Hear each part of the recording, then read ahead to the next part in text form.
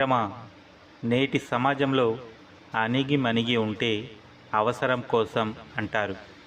ధైర్యంగా ఉంటే బలుపు అంటారు. ప్రశ్నిస్తే పని లేదు అంటారు. ఎదిరిస్తే వెధవ అంటారు. కోపంగా ఉంటే కొవ్వు అంటారు. ఆనందంగా ఉంటే ఆడిపోసుకుంటారు. కానీ నీ దగ్గర డబ్బు ఉంటే పైవన్నీ పక్కన పెట్టి నిన్ను గొప్పవాడు అంటారు. డబ్బు లేకుంటే మీ ఇంట్లోనే నీకు విలువ ఉండదు. అలాంటిది ఈ సమాజంలో ఎలా ఉంటుంది? ఇది వరకు మనుషులు గుణం చూసి దగ్గర అయ్యేవాళ్ళు. కానీ ఇప్పుడు మన దగ్గర ఉన్న డబ్బును చూసి దగ్గర అవుతున్నారు. ఒక గింజను పండించడానికి రైతు పడే కష్టం బిడ్డని కనడానికి తల్లి పడే పురిటి నొప్పులకి ఏమాత్రం తీసిపోదు. మనుషులందరూ భూమి మీద తిరుగుతారంతే, కానీ రైతు మాత్రమే భూమిని తన భుజాలపైన మోస్తాడు. ఎవరెంత ఎత్తుకు ఎదిగినా నేల మీదే ఆధారపడాలి. కానీ నేల మాత్రం రైతు మీద ఆధారపడి ఉంటుంది. రాజెప్పుడు రైతు అవలేడు, కానీ రైతెప్పుడు రాజే. ఎదుటివారు ఏం చేస్తున్నారో అది మీరు చేయడం కాదు. మీకంటూ ఒక ప్రత్యేకత ఉండాలి. మీరు ఏం చేయాలనుకుంటున్నారో అది చేసి చూపించాలి. అప్పుడు ఖచ్చితంగా గమ్యాన్ని చేరుకుంటారు. ఎవడో వస్తాడు, ఏదో చేస్తాడు అని ఎప్పటికీ ఎదురు చూడకండి. ఎందుకంటే మీ పక్కన ఉన్న నీ స్నేహితుడు కూడా వాడి అవసరానికే ఉంటాడు, కానీ మీతో ఎవ్వరూ రారు.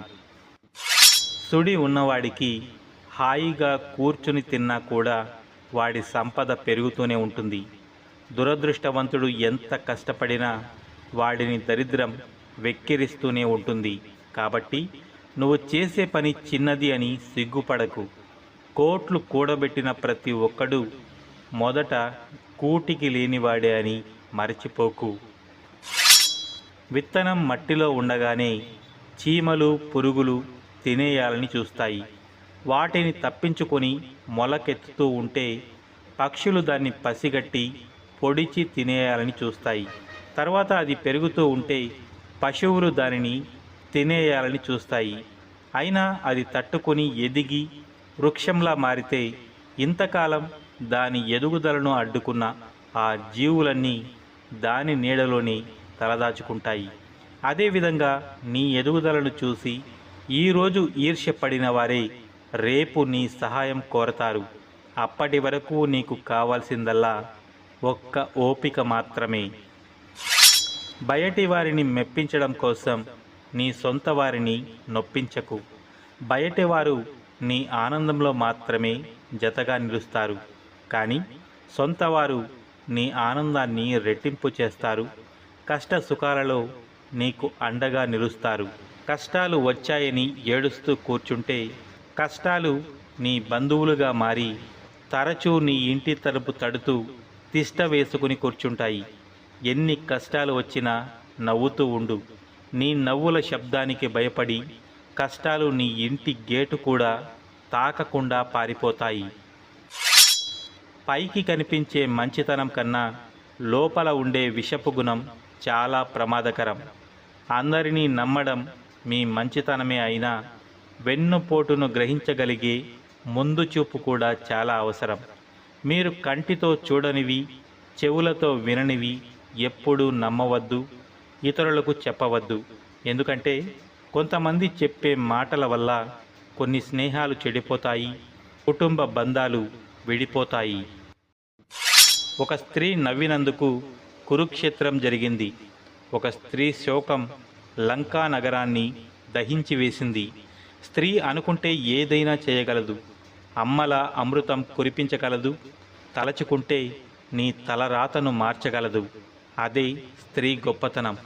స్త్రీ మనస్తత్వం ఏమిటి అంటే కోప్పడితే బాధపడుతుంది, కానీ ఒక మెట్టు దిగి బతిమిలాడితే నీ పైన ఉన్న ప్రేమను రెట్టింపు చేస్తుంది. నీవు నడిచే దారిలో నిన్ను విమర్శించే వాళ్ళు కొందరైతే నిన్ను ఎగతాళి చేసి నవ్వుకునేవారు మరికొందరు. నీ బాటలో ముళ్ళు విసిరేది కొందరైతే అడ్డంకులు సృష్టించేవారు మరికొందరు. నీ ఓటమికై ఎదురు చూసే వాళ్ళెందరో. నిన్ను బాధించే సమస్యలెన్ని చుట్టుముట్టినా నీ ఆశయ సాధనకై నీవు నడిచే బాటలో చేరే వరకు నీ గమనం ఆపకుండా ముందుకు సాగిపో. నీ టైం బాగున్నప్పుడు నీవు తప్పుగా మాట్లాడినా పాజిటివ్గానే తీసుకుంటారు. అదే నీ టైం బాగోలేనప్పుడు నీవు జోకుగా మాట్లాడినా నెగిటివ్గానే తీసుకుంటారు. మొరిగే ప్రతి కుక్కకి సమాధానం ఇవ్వాల్సిన అవసరం లేదు. తెలియని వారిని చూసి మొరగడం దాని నైజం. అలాగే కొందరు నోరు జారే మనుషులు ఉంటారు. వారికి జవాబు ఇచ్చి వారి స్థాయికి మనం పడిపోకూడదు. మన మౌనమే వారికి చెప్పుదెబ్బ. గుర్తించుకోండి, గెలుపు అంటే తిరిగి కొట్టడం కాదు, తిరుగు లేకుండా ఎదగడం. కోరికలు అనేవి సముద్రంలో అలలు లాంటివి. ఆ అలలాగా ఎప్పుడూ ఎగసి పడకూడదు. సముద్రంలాగా సాగుతూ వెళ్ళిపోవాలి. సముద్రాన్ని వదిలేసి ఎక్కడికో వెళ్ళిపోదామని కెరటాలు అహర్నిశలు ఆరాటపడుతూ ఉంటాయి. కానీ సముద్రం తన గర్భంలోకి లాగేసుకుంటుంది. అలాగే మనిషి కూడా అన్నీ వదిలేసి పారిపోదాం అనుకుంటాడు. కానీ బంధాలు, బాధ్యతలు ఆ మనిషిని వెళ్ళనివ్వకుండా కట్టిపడేస్తుంటాయి. ఇదే జీవితం. మనకు ఏది అన్నం పెడుతుందో దానిని దైవంగా భావించండి. మీకు ఏది నీడనిస్తుందో దానిని కోవెలగా భావించండి. మీకు ఏది మంచిని నేర్పుతుందో దానిని నిరంతరం పూజించండి. మీకు ఏది సంతోషాన్ని కలిగిస్తుందో దానిని నిత్యం ధ్యానించండి. అప్పుడే మీరు గొప్పవారు అవుతారు. కాబట్టి నీ జీవితంలో నీవు ఎక్కి వచ్చిన మెట్లని, నీవు నడిచి వచ్చిన దారిని ఎప్పటికీ మరిచిపోకూడదు. అలా మరిచిపోయావంటే నీ ఆనవాళ్ళు నీ చేతితోనే తుడిచినట్లవుతుంది. ప్రార్థన చేస్తున్నప్పుడు దేవుడు వింటాడు అనే నమ్మకం నిందలు వేస్తున్నప్పుడు ఉండదు. పుణ్యకార్యం చేస్తే దేవుడు చూస్తాడనే నమ్మకం పాపం చేస్తున్నప్పుడు ఉండదు. దానం చేస్తే దేవుడు సంతోషిస్తాడని నమ్మకం దొంగతనం చేసేటప్పుడు ఉండదు. ప్రేమలో దేవుడు ఉన్నాడనే నమ్మకంతో ఇన్ని ఉన్నా మనుషుల్ని ద్వేషించడం, ఇన్ని అసమానతలు ఉన్నా తనని తాను మార్చుకోలేకపోవడం దారుణం. కట్టించుకున్న తాళిని బరువుగా భావించే స్త్రీ సంసారానికి పనికిరాదు. అలాగే భార్యను బానిసగా భావించే ఏ పురుషుడు కూడా ఈ సమాజానికి పనికిరాడు. మూర్ఖురాలైన స్త్రీ తన భర్తను బానిసను చేసి ఆ బానిసకు యజమానిగా ఉంటుంది. కానీ తెలివైన స్త్రీ తన భర్తను రాజును చేసి ఆ రాజుకు రాణిగా ఉంటుంది. నిజాలు చెప్పి నిజాయితీగా ఉండేవాడికన్నా అబద్ధాలు చెప్పి ఆకట్టుకునేవాడిని ఈ ప్రపంచం ఎక్కువగా నమ్ముతుంది. ఈ రోజుల్లో నటించేవాళ్ళు నలుగురితో బాగానే ఉంటున్నారు. యథార్థంగా మాట్లాడేవారే ఒంటరిగా ఉంటున్నారు. అందుకే యథార్థవాది లోక విరోధి అంటారు. నటిస్తూ నమ్మించేవాళ్ళు కొందరు, నమ్మి మోసపోయేవాళ్ళు కొందరు. ఎన్ని నిజాలు చెప్పినా నమ్మని వాళ్ళు కొందరు, అబద్ధాలే నిజమని నమ్మేవాళ్ళు కొందరు, చెప్పుడు మాటలు విని మనల్ని దూరం పెట్టేవాళ్ళు కొందరు, మనమేంటో తెలియకపోయినా హక్కున చేర్చుకునేవాళ్ళు కొందరు. ఇదే నేటి సమాజం. ఓటమి వచ్చిందని బాధపడకండి, గెలుపు కోసం జీవించండి. ఓటమి వెక్కిరిస్తోందని నివ్వరపడకండి, గెలుపు నవ్విస్తుందన్న విషయాన్ని మరవకండి.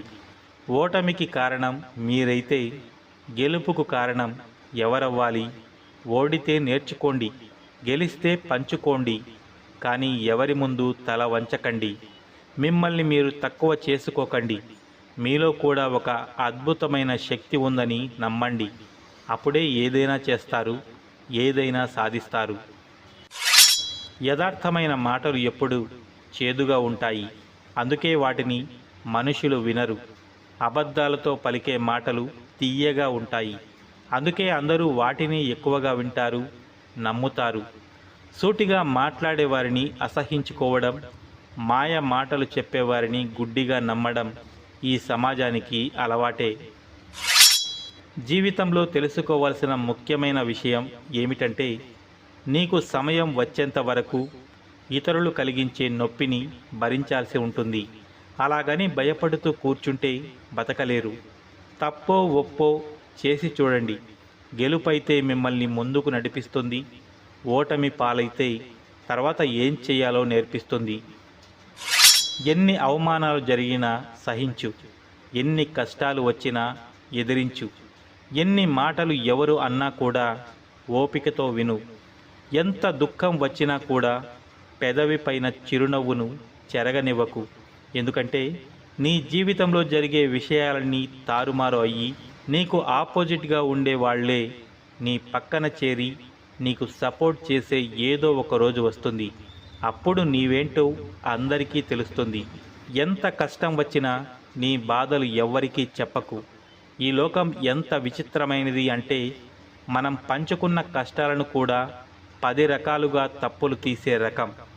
ఈ సమాజంలో కొందరు మనం ఏం చేస్తున్నాం అనే దానికన్నా ఎదుటివారు ఏం చేస్తున్నారు అనే దానిపైన ఎక్కువ ఆసక్తి చూపిస్తారు. కాబట్టి జాగ్రత్తగా ఉండు.